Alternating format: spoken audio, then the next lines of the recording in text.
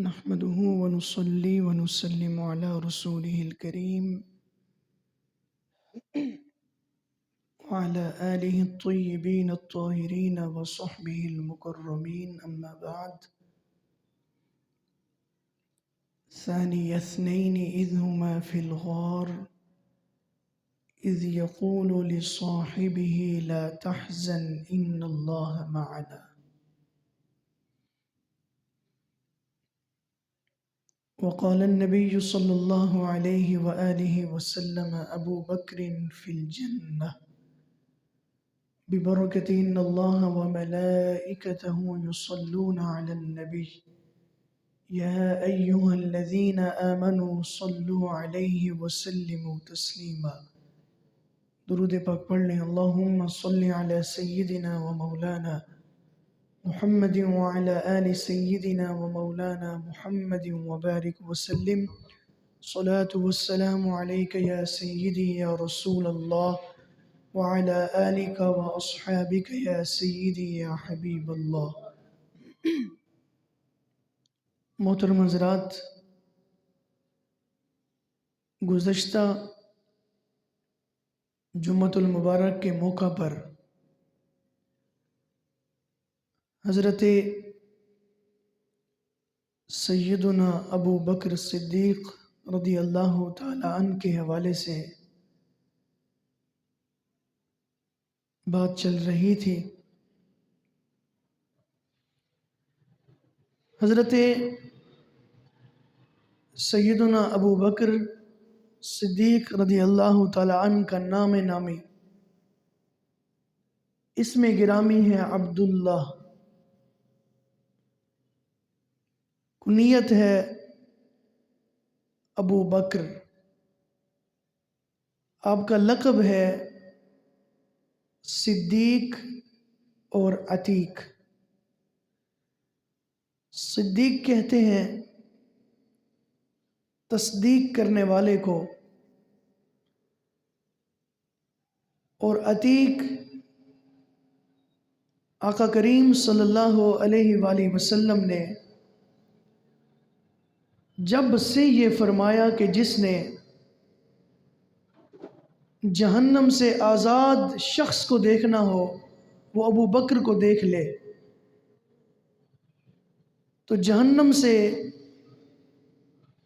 آزاد ہونے والے شخص جس کا نام ابو بکر ہے ان کو عتیق کہا جانے لگا. عتیق اس کو کہتے ہیں جو آزاد ہو جائے.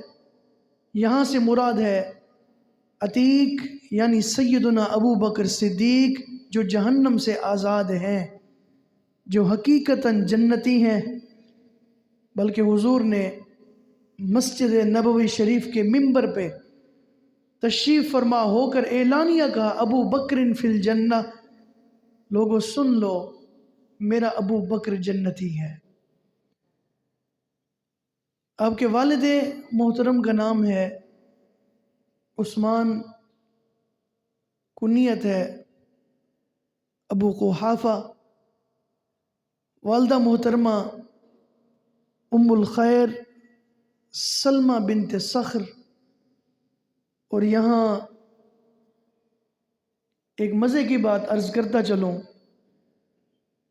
حضرت سیدنا ابو بکر صدیق رضی اللہ تعالی عنہ کو جہاں پر اور فضیلتیں حاصل ہیں، امتیازات، خصوصیات، وہاں پر یہ خصوصیت اور امتیاز بھی حاصل ہے کہ حضرت سیدنا ابو بکر صدیق رضی اللہ تعالی عنہ خود بھی صحابی ہیں، آپ کے والدین بھی صحابی ہیں، آپ کی اولاد بھی صحابی ہیں، اور آپ کے بچوں کے بچے بھی صحابی ہیں. یعنی 4 نسلیں جن کی مقام صحابیت پر فائز ہیں. یعنی وہ خود بھی صحابی، ان کے والدین بھی صحابی، ان کے بچے بھی صحابی، ان کے بچوں کے بچے بھی صحابی. وہ کوئی اور نہیں، حضرت سیدنا ابو بکر صدیق رضی اللہ تعالیٰ عنہ. حافظ ابن عساکر رحمۃ اللہ تعالیٰ علیہ نے فرمایا کہ جب حضرت سیدنا ابو بکر صدیق رضی اللہ تعالیٰ عنہ کی ولادت بعد سعادت انہوں نے یہ نقل کیا تو اللہ تعالیٰ نے جنت عدن سے مخاطب ہو کر ارشاد فرمایا کہ مجھے اپنی عزت اور جلال کی قسم ہے، اے جنت میں تجھ میں صرف انہی لوگوں کو داخل کروں گا جو اس نو مولود سے محبت کریں گے. یعنی جنت میں جو جانا چاہتا ہے اسے یہ چاہیے کہ وہ حضرت سیدنا ابو بکر صدیق رضی اللہ تعالیٰ عنہ سے محبت رکھے. 7ویں پشت میں جن کا سلسلہ نسب رسول پاک صلی اللہ علیہ وآلہ وسلم سے جا کے ملتا ہے، جو 10 مبشرہ صحابہ سے ہیں، وہ 10 صحابہ جنہیں حضور نے جنت کی خوشخبری اور بشارت عطا فرمائی. اور پھر مردوں میں سب سے پہلے اسلام قبول کرنے والے وہ حضرت سیدنا صدیق اکبر رضی اللہ تعالیٰ عنہ ہے. 7 سنابل میں حضرت میر عبد الواحد بالگرامی رحمۃ اللہ تعالیٰ علیہ نقل فرماتے ہیں کہ آقا کریم صلی اللہ علیہ وآلہ وسلم نے ایک دن شہر مکہ میں اپنے غلاموں کے جھرمٹ میں ایک جملہ ارشاد فرمایا. وہ جملہ کیا تھا کہ مجھے حکم ہوا ہے کہ ان قریب میں رات کی تاریکی میں شہر مکہ سے ہجرت کر جاؤں. مجھے حکم ہوا ہے کہ میں رات کی تاریکی میں شہر مکہ سے ہجرت کر جاؤں اور اس پر ان قریب عمل کرنا ہے. یعنی حکم ہے تیار رہیں، جب وقت آئے گا آپ کو بتا دیں گے، پھر آپ ہجرت فرما جائیے گا. کچھ عرصے کے بعد رات کا وقت تھا، اللہ کی طرف سے حکم ہوا، حضور تیار ہو کر گھر سے باہر نکلے. کہتے ہیں صدیق اکبر دروازے پر تھے. صدیق تمہیں کس نے بتایا؟ عرض کیا حضور جب سے آپ نے کہا تھا کہ رات کی تاریکی میں تنہائی میں مجھے مکہ سے ہجرت کا حکم ملا ہے، تب سے سویا نہیں ہوں. روز یہاں پہ آ کے کھڑا ہو جاتا ہوں کہ کب آپ اپنے دولت خانے سے باہر آئیں گے اور میں آپ کے ساتھ چل پڑوں گا. یار کوئی ایسی جانثاری تو دکھاؤ، ایسی محبت تو دکھاؤ کہ حضور نے اشارتاً بولا. اور صدیق جب تک ہجرت نہیں ہوئی ہر رات اس انتظار میں رہے کہ کب حکم ہوتا ہے اور کب صدیق ساتھ جانے کو تیار. ابھی حضور نے یہ کہا بھی نہیں کہ کون ہے جو میرے ساتھ چلے گا، یہ تو جبریل آئے، حضور ابو بکر کو اپنے ساتھ لے کر جائیں. اور پھر سیدنا ابو بکر نے یہ نہیں کہا کہ اتنی سخت حالات اور خطرے کے عالم میں کیسے آپ کا ساتھ دوں، میرے بھی بچے ہیں، میرے بھی اہل خانہ ہیں، میں بھی ایک تاجر بندہ ہوں، مجھے پہلے بتاتے میں کوئی انتظامات کرتا، کچھ سوچ بچار کرتا، پھر میں کوئی فیصلہ کرتا.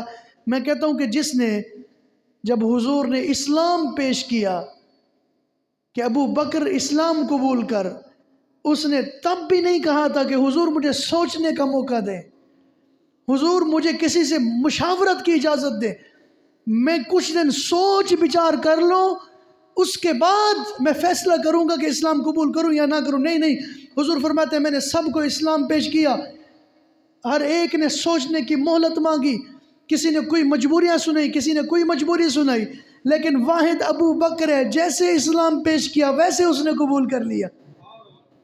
ایسے جانثار وہ صدیق اکبر جو یار غار بھی ہیں یار مزار بھی ہیں. ہجرت کی شب آ گئی، روانہ ہوئے،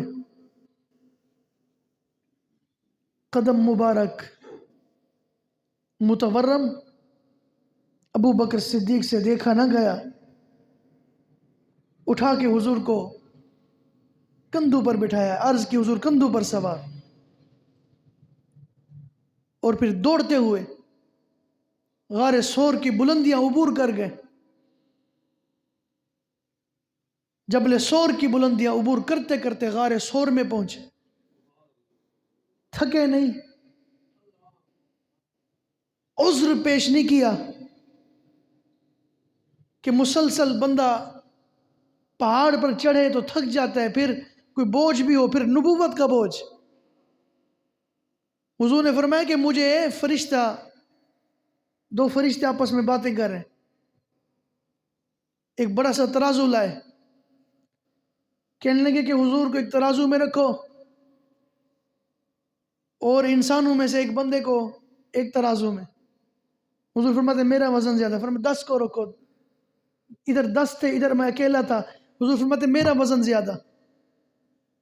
ایسے بندے بڑھاتے گئے، 1000 بندوں کا وزن رکھا گیا، ادھر میں پڑھنے میں جیسے میں نے قدم رکھا وہ سب اچھلے جیسے نیچے گر جائیں۔ فرشتے نے کہا پوری کائنات رکھ دو مگر حضور کا وزن ان سے بھی زیادہ ہوگا، حضور کا وزن ان سب سے زیادہ ہے۔ اب خود سوچئے کہ حضور فرمائے میرا وزن اتنا ہے، ادھر ابو بکر کے میرے کندھے پر بیٹھ جائیں، پھر اٹھا کر پہاڑ پر لے کر جائیں۔ یہ تو رسول اللہ کی نظر کرم کا صدقہ تھا کہ آج تم نے میرا بوجھ اٹھایا، اور پھر اٹھا کر پہاڑ پر چڑھے، غار کے دہانے پر پہنچے، عرض کیا حضور باہر تشریف فرماؤ۔ حضور پھر میں اکٹھے چلتے ہیں، کہتے ہیں نہیں پہلے میں جاؤں گا، جا کر صفائی کروں گا تاکہ حضور کے بیٹھنے کے مطابق جگہ بنے، آپ کے شیان شان۔ صفائی کی، پتھریلا غار، جگہ جگہ سوراخ، اپنی چادر پھاڑی، سوراخ بند کیے، جسم پر جو قمیض تھا وہ بھی پھاڑ کے سوراخ بند کیے، ایک سوراخ باقی بچا، ادھر سے چادر بھی ختم، قمیض ختم، اس پر ایڑی رکھی، ایڑی رکھ کے تشریف فرما ہو کر پھر اندر سے آواز دی یا رسول اللہ تشریف لے آئے۔ حضور اندر آئے، غار کا ماحول دیکھا، پھر دیکھا کہ صدیق کے جسم پر کپڑے، قمیض نہیں، چادر نہیں، تمہارے کپڑے کہاں گئے؟ جانتے سب کچھ تھے، جو فرش پہ بیٹھ کے عرش کی خبریں دے اسے غار کے باہر کی بات معلوم نہ ہو، باہر کھڑے ہیں اندر کی بات معلوم نہ ہو، سب پتا تھا، پھر بھی پوچھا کپڑے کہاں گئے؟ عرض کیا حضور غار میں سوراخ تھے، سب بند کر دی تاکہ کوئی ایسی زہریلی چیز کوئی نکل کر آپ کو نقصان نہ پہنچائے۔ دریائے رحمت جوش میں آیا، اتنی جان نثاری صدیق۔ عرض کی مولا قیامت کے دن میدان محشر میں، قیامت کے دن جنت میں، مولا آخرت میں جو تو اپنے نبی کو درجہ دے جس درجے میں میں ہوں، میرے ابو بکر کو بھی میرے ساتھ اسی درجے میں رکھنا۔ جود و سخا کا یہ عالم جس درجے میں ہوں، ابو بکر بھی ادھر ہوں۔ بات ختم نہیں ہوئی، تھکے ہوئے تھے حضور، 3 راتیں اس غار میں بسر فرمائی، آرام فرما ہوئے، اور منظر یہ تھا کہ رخ مصطفیٰ، حضور کا چہرہ انور، حضور کا سر انور صدیق پاک کی گود میں، اور حضور آرام فرمائے۔ اور کسی نے کیا خوب منظر کشی کی، کہتے ہیں صدیق کی گود رحل کا منظر پیش کر رہی تھی، اور حضور کا چہرہ قرآن کی صورت، اور صدیق حضور کا دیدار کر کے اس کی تلاوت میں مصروف ہو گئے۔ 3 راتیں تنہائی میں دیدار کا شرف حاصل ہوا۔ صرف شرف ہی نہیں، جان کس کو پیاری نہیں، لوگ نام پر جان قربان کریں، صدیق نے اپنی جان حضور کی نیند پر قربان کی۔ وہ جو ایڑی سوراخ میں رکھی وہ سانپ کا بل تھا. وہ بھی انتظار میں تھا کہ موقع آئے گا. کسی نے اس کو بتایا تھا کہ حضور کا یہاں سے گزر ہونا ہے. وہ بھی دیدار کا مشتاق تھا. وہ باہر آنا چاہتا، آگے دروازہ بند. اس نے کئی بار ڈسا. صدیق ٹس سے مس نہ ہوئے، جسم میں حرکت نہ پیدا ہوئی. کس لیے؟ کہ محبوب کے آرام میں خلل نہ آئے، حضور کی نیند میں خلل نہ آئے. لیکن آپ بھی جانتے ہیں کہ مچھر بھی کاٹ لے بندہ بے چین ہو جاتا. پھر وہ سانپ جس نے بار بار ڈسا، تکلیف جب حد سے بڑھی، جب تکلیف بڑھتی ہے تو آنکھ سے آنسو نکل آتے، پھر بھی منہ سے آواز نہ نکلی، واویلا نہ کیا. یہ نہیں کہا کہ صحیح آپ آرام فرما رہے ہیں، ادھر مجھے سانپ کاٹی جا رہے. نہیں کہا جان جاتی ہے تو جائے مگر محبوب کے آرام میں خلل نہ آئے. جیسے ہی وہ آنسو آنکھ سے نکل کر حضور کے رخساروں کو انہوں نے بوسہ لیا، حضور نے آنکھیں کھولی. ابو بکر روتے کیوں؟ عرض کیا حضور سانپ نے ڈس لیا. کہاں پہ ڈسا؟ نکالوں گا سانپ باہر آ جائے گا. فرمایا ٹینشن کی ضرورت نہیں. ایک ایک چیز، ایک ایک جانور جانتا ہے کہ میں اللہ کا رسول ہوں. پرندے جانتے ہیں، ہر چیز جانتی ہے، کائنات کا ذرہ ذرہ جانتا ہے کہ میں اللہ کا رسول ہوں. سانپ دیدار کا مشتاق تھا. ایڑی باہر نکلی. حضور نے حضرت ابوبکر کی ایڑی اپنی گود میں رکھی، لعاب دہن لگایا، اسی وقت آرام ہو گیا. سوچو کہاں کی بات کہاں پر ہو رہی ہے. حضور نے یہ نہیں کہا کہ ابو بکر تو گیا دنیا سے، اب کچھ بھی نہیں ہو سکتا، تیرے لیے دعا کر سکتا ہوں اللہ تمہیں درجہ شہادت پر فائز فرما دے کہ تو نے ہجرت میں اس کے محبوب پر اپنی جان قربان کر دی، سانپ کی پرواہ نہیں کی. میں کچھ نہیں کر سکتا. یہاں پہاڑ کی اونچائی پر کس کو بلاؤں؟ کس حکیم کو بلاؤں؟ کس طبیب کو بلاؤں؟ کس کو بلاؤں جو سانپ کے کانٹے کا علاج کرتا ہو؟ میں کچھ نہیں کر سکتا. نہیں حضور نے فوراً لعاب دہن لگایا، اسی وقت اللہ نے شفا عطا فرما دی. ایک دن فاروق اعظم بھی بولے کہ صدیق میری ساری زندگی کی نیکیاں لے لو، وہ جو 3 راتیں تنہائی میں حضور کے ساتھ غار ثور میں رحمتوں کے سمندر سے تم نے فیض لوٹا ہے، ان 3 راتوں میں سے صرف 1 رات عمر کو دے دو. فرمایا نہیں. کتنی خوش قسمتی کی بات ہے. اچھا ادھر کافر تلاش کرتے کرتے پہنچ گئے. اب غار کا دہانہ بالکل ایسے اوپر ہے، وہیں سے بندہ اندر جاتا ہے. اب یہ اوپر سے گزر رہے ہیں، کوئی ادھر جا رہا ہے کوئی ادھر جا رہا ہے. صدیق اکبر بے قرار ہو گئے، اپنی جان کی خاطر نہیں، اپنی ذات کی خاطر نہیں، حضور کی خاطر. حضور پھر میں پریشان کیوں ہوتے ہو؟ پریشانی تھی، دشمن تلاش میں تھا. بیش بہا انعامات کا اعلان کہ جس نے حضور کو پکڑ لیا ہمارے حوالے کیا اس کو اتنا انعام دیں گے، یہاں سے جانے نہ پائیں. سب جان کے دشمن تھے. اور اس وقت بھی جب حضور ہجرت کے لیے گھر سے نکلے، سب لینے بنائے، ننگی تلواریں لیے، حضور کے منتظر تھے باہر آئے ہم قتل کر دیں. حضور وجعلنا من بین ایدہم سدا ومن خلفہم سدا فاغشیناہم، سورہ یاسین کی تلاوت کرتے، ان کے درمیان سے گزر گئے، وہ دیکھ نہ سکے. اچھا جی ایک اور موقع بھی تھا، جب ہجرت کی تب بھی کافر حضور کو نہ دیکھ سکے، درمیان سے گزر کر چلے گئے. وہ انتظار میں کب دروازہ کھولیں گے، کب باہر آئیں گے اور ہم سب مل کر حملہ کر دیں گے. حضور درمیان سے گزر کر چلے گئے، کوئی دیکھ نہ سکا. ایک موقع ایسا بھی آیا جب تبت یدا ابی لہب و تب یہ صورت نازل ہوئی. وامرأۃ حمالۃ الحطب فی جیدہا حبل من مسد، ابو لہب کی جو بیوی ہے وہ کھجوروں کے رسی سے، اس کی رسی سے، کھجوروں کی رسی سے گٹھڑیاں بنا کر اٹھانے والی، حمالۃ الحطب، جس کا ذکر کیا اللہ پاک نے اس انداز میں، صورت اس تک پہنچی تو وہ دوڑتی حضور کی خدمت میں، بڑے جارحانہ انداز میں آتی ہے. حضور تشریف فرمائے، ابو بکر بیٹھے ہیں، ادھر سے وہ خاتون آ رہی ہے. صدیق اکبر پریشان ہو گئے، حضور وہ عورت آ رہی اور اس کا انداز آنے کا درست نہیں ہے، یقیناً جارحانہ انداز ہے، صحیح آپ کو نقصان نہ پہنچے. حضور نے فرمایا فکر نہ کرو، وہ مجھے دیکھ ہی نہیں سکتی. حضور بیٹھے ہیں، وہ دیکھ نہیں سکتی. وہ کیسے نہیں دیکھ سکتی؟ حضور میں آپ کو دیکھ رہا ہوں، وہ نہیں دیکھ سکتی. سوال و جواب نہیں کیا، بلکہ جو حضور نے کہہ دیا صدیق نے مان لیا. یقیناً حضور میں دیکھ سکتا ہوں، وہ نہیں دیکھ سکتی. اور ایسا ہی ہوا.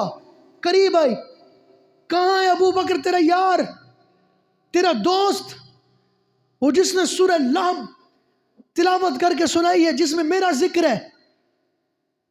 صدیق نے کہا سامنے بیٹھے ہیں. کہتی ایک میں پوچھ رہی ہوں وہ کہاں پر ہے، دوسرا تو مجھ سے مذاق کرتا ہے. صدیق نے کہا تمہیں میں نظر نہ آئے تو اس میں میرا کیا قصور، سامنے بیٹھے، دیکھنا چاہو تو دیکھ لو. حضور مسکرائے، وہ کہے مجھے نظر نہیں آتے. میں نے کہا جب یہ معاملہ پیش آیا تب بھی حضور تھے، مگر نظر نہیں آئے اس خاتون کو.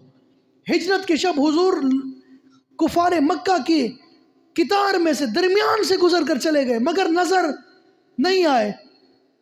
آج بھی نظر نہیں آتے. پھر کیسے مانیں گے؟ میں نے کہا بات صرف اتنی ہے، پہلے وقت تھا ہر کوئی دیکھتا تھا، اب وقت ہے کوئی کوئی دیکھتا ہے.